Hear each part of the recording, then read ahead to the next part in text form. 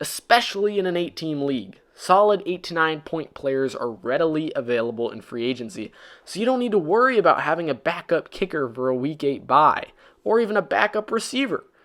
If worst comes to worst, solid starters are available. If it comes to week bye and you don't have a great receiver, pick one up. In an 8-team league, there's going to be receivers available. Now, the key in an 8-team league is finding who will perform best when nobody else expects it. So instead of preparing for a game 6 or 7 weeks away, chain down the dull stones. Players that have the potential and have proven that they have the potential to be top 10 in their respective position, yet have not reached that point. My bench wide receivers show it. I've got Terry McLaurin, a second-year player with not much of a quarterback or even a team name. Playing for the Washington football team, along with his lack of experience, would hold many within an 8 to 10 team league from even spending a draft pick on him. Yet, McLaurin faced this last season and outperformed everyone else on the Redskins' 2019 roster. McLaurin led the team in receiving yards with 919, along with 7 touchdowns. He caught those passes from a total of 3 quarterbacks throughout the season. So yes, McLaurin has faced this problem before and shined. Yet, what makes this even better is the fact that Haskins is in his 2nd season and has been declared the starter.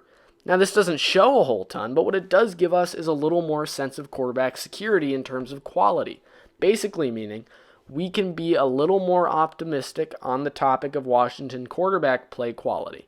Even so, the rookie wide receiver put up over 900 yards and 7 touchdowns without a solid leader at quarterback last year. So, if it happens again, it's not the worst thing in the world for a fantasy owner. The rest of the offense didn't come close to playing as well as McLaurin did without a solid quarterback. Given a year of development, McLaurin could possibly be a top 10 receiver in fantasy football even without a solid quarterback position. In fact, I could very well see McLaurin putting up over 1,000 yards and 10 touchdowns. Now, is this a bit of a stretch? This is the kicker. Is this a bit of a stretch? Yes, it is. But that's the point.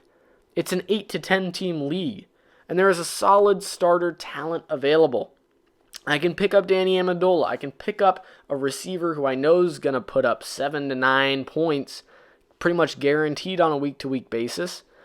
But what you want to make sure you snatch onto before they break out are players that will show their stardom this season. Terry McLaurin, Deshaun Jackson, and Jerry Jeudy are all candidates for that description. Deshaun Jackson put up monster fantasy numbers with over 150 receiving yards in Week 1 last season, but never showed back up, as he was out with an injury for practically the entire season following.